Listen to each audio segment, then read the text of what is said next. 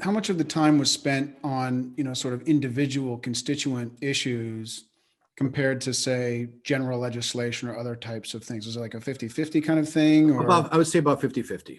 Okay. And, the constituent stuff is, somebody says they can't figure out how to file this license application. They can't get a permit to do something, whatever it was. And, so that is a bit of drudgery, I guess, is, finding out where it is. Why isn't this license approved?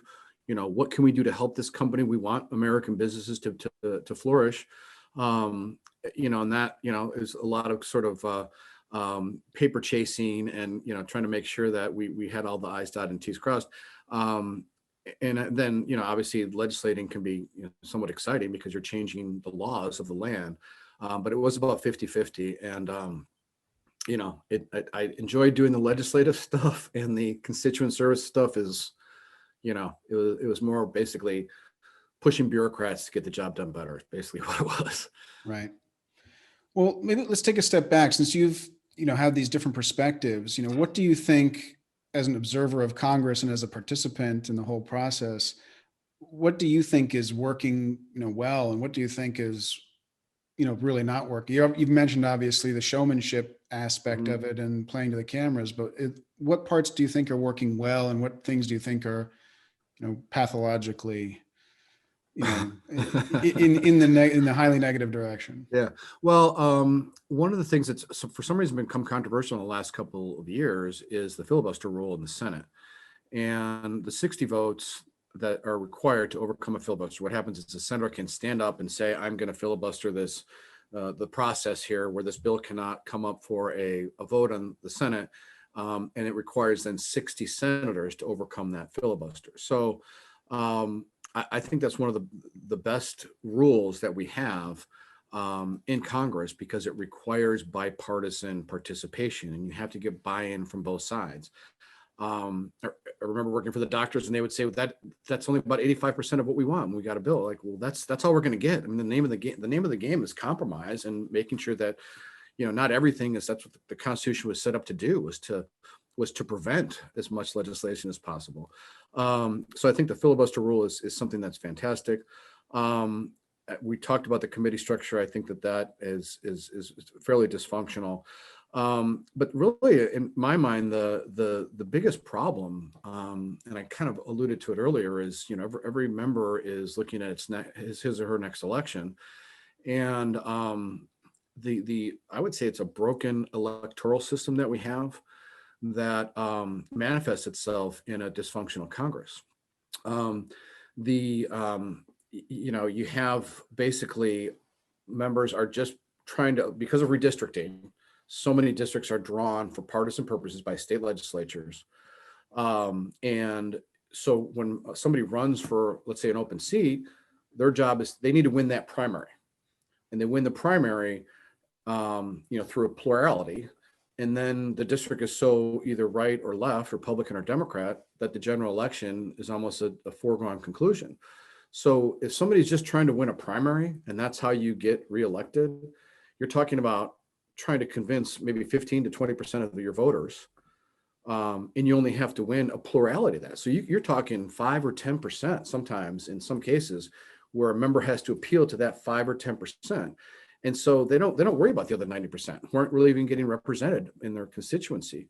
And so that manifests itself with Congress, where you basically have there's no ability for some people to come together. There used to be 100 blue dogs in the House, which were conservative Democrats.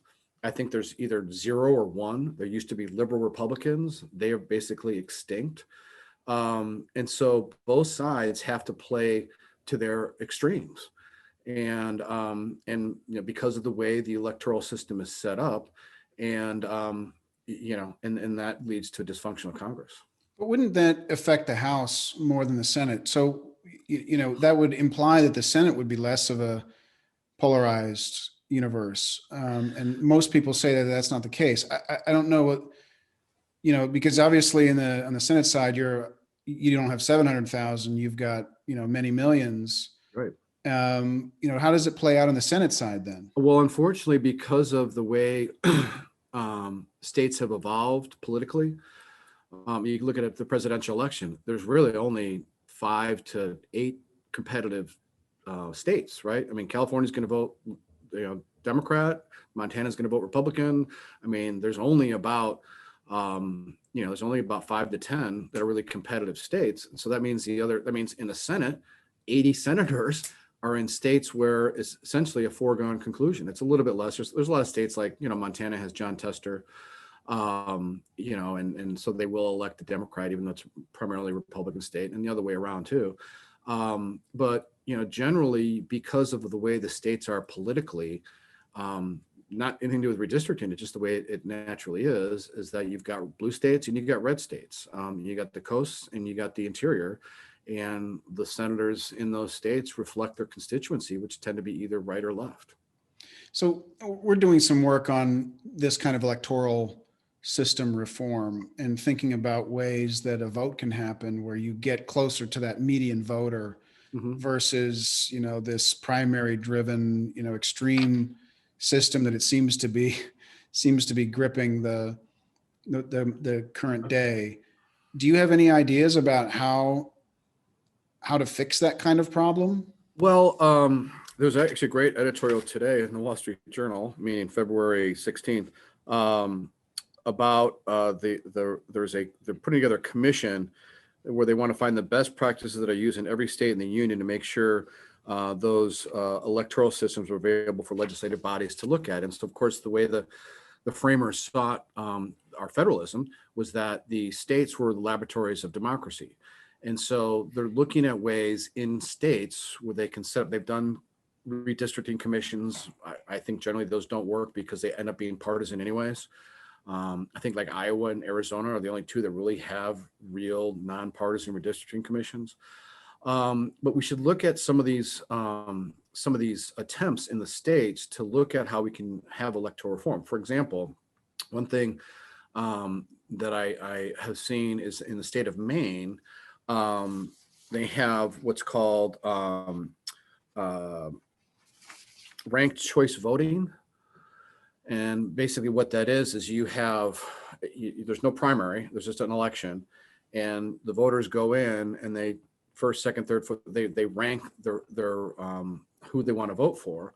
And if nobody has 50%, then you take out the bottom candidate and all their second choices go the other candidates, and then you take out the next one until somebody has 50%.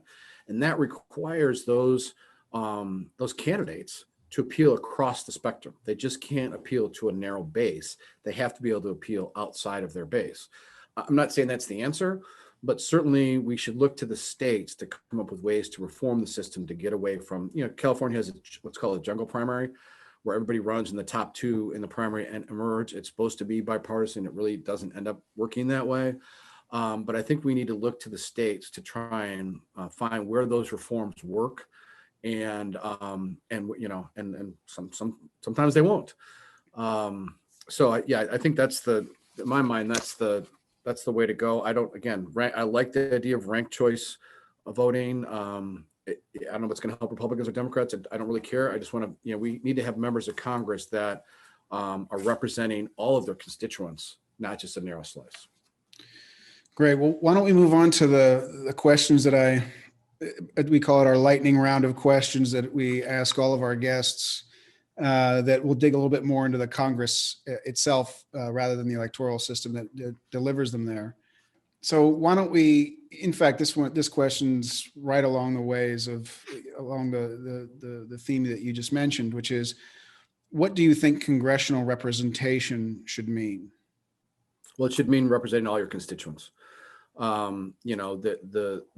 The way the system was set up was not to have a tyranny of the majority. Right now we have a tyranny of the minority, where you have extremists on both sides that are basically controlling the process. And we've got to go back to a system where a member of Congress is representing all, either people in their state or whatever, 700,000-800,000 people in their district.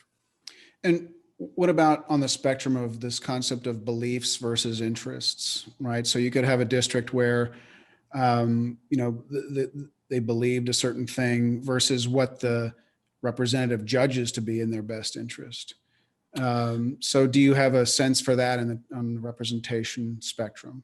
Well, I guess you could also look at it as are you a leader or a follower?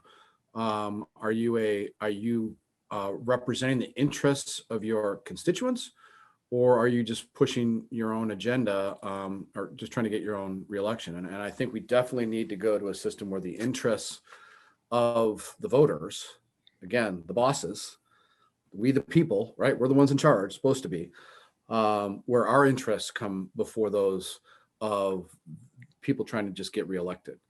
And so I think instead of, not there's anything wrong with leading, but instead of sort of telling people how they should vote or how they should act or what they should do, they should do more listening and then acting on behalf of what their representative. I mean, they're representing somebody else's interests, and we don't see that right now at all. Got it. My next question is around time. So we had mentioned earlier you'd spent time in the Senate pushing this idea, the communication side of things for a senator's office. But if you actually look at the time allocation of the senators or the congressmen, how do you think it should be broken down in terms of legislation or constituent service or communications? Do you have an ideal allocation? Well, I would think that it should be a balance between those three, or anything else as well. Unfortunately, the reality is that members, especially in competitive districts, spend 70-80% of their time trying to fundraise or trying to appeal to certain individuals who can help them get reelected. So there is an inordinate amount of time spent on campaigning, and really they should be doing more legislating and constituent services. But that's just not the reality of the way things are right now, given the current system. What about in terms of the time in DC versus at the home state? Did you have a perspective on that? It used to be much more. Now it's 3-4 days a week in DC at best. I hear that. Oh yeah, Congress isn't even working. They're off. They're on vacation. It's a hard job. I mean, you've got, especially if you represent California, and you got to go back all the way, Alaska, Hawaii. And so I do think that the balance should be more time spent in the district, talking with constituents, hearing what their needs are, what their interests are. And so the idea that, Congress takes all of August off like it's a vacation, it's not. I mean, these guys do work hard. If you represent a big state like my boss did in Illinois, that's a lot of travel. Weekends were gone. He had a young son playing Little League, and he missed a lot of those games because he had to go back to the state and work. So I do think that going back to the district or going back to the state is critically important.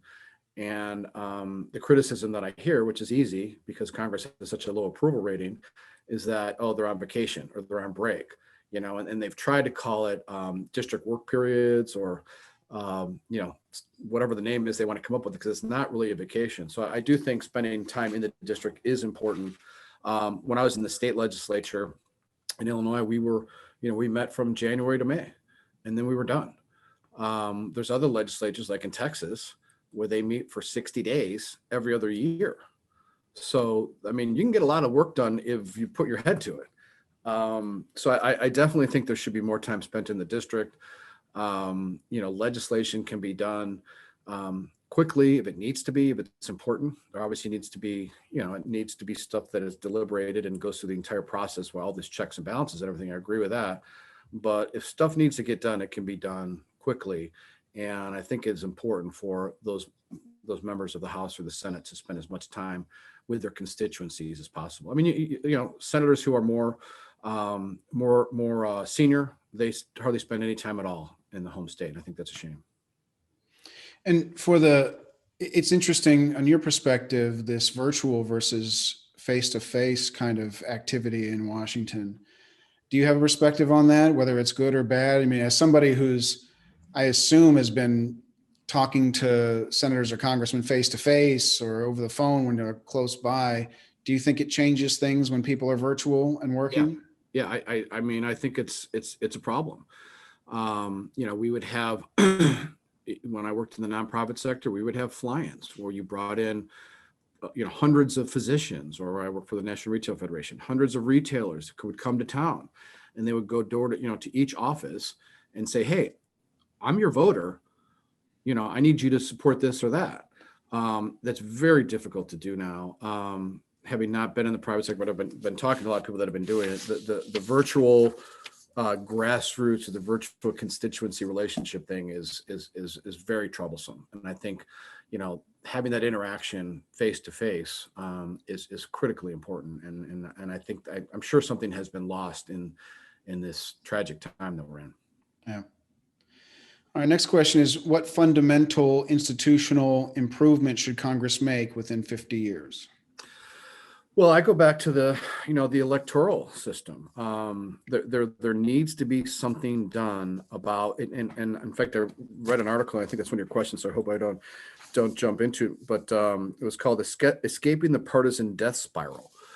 And you see it now where, one side does something, I won't pick, who's right or who's wrong, and then the other side comes back and does it even worse. I mean, for example, they eliminated the filibuster in the Senate for federal judgeships, and then Republicans came back and eliminated it for Supreme Court nominees, and now they're talking about eliminating. So it's just getting worse and worse and worse and worse, and until we get out of this tyrannical rule by the minority, the extremes on both sides, we're going to continue the as they call it, the partisan death spiral. How about on the debate and deliberation side? And we talked a little bit about that, but how do you think debate, deliberation, dialogue should occur or be structured in Congress itself? Well, I would like to see more. In the House, you have the Rules Committee, which basically controls everything that goes to the floor. The Senate's very similar. The senators do have the ability to amend legislation when it's on the floor, so that is at least something. But this sort of centralized control that the majority, especially in the House, and again, both parties, I think it needs to be reformed or eliminated. When both the Republicans took over in '94 and the Democrats took over in 2006, they did institute some reforms, putting term limits on chairmanships, instituting new ethics rules. So it can be done, but it means basically leadership giving up some of its power, and it's that's not easy to do, as we all know what absolute power does. So, but in terms of the discussion, would it be in a committee setting where you think those debates should happen? Should be on the floor? Should there be specialized ways for people with different views to get together and talk through bills or talk through problems? Yeah, I mean, there's right now most of that stuff is done, like I said, among staff.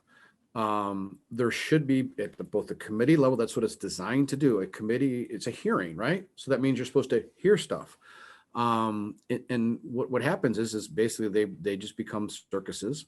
I don't know how to exactly to do it. I'm not a parliamentary expert. But certainly we should see in both at both the committee level and the floor level, more advanced and vigorous debates. And I would love to see actually a debate. I think I saw it one time in the state legislature where there was a debate where the outcome was not known beforehand and people listened to both sides.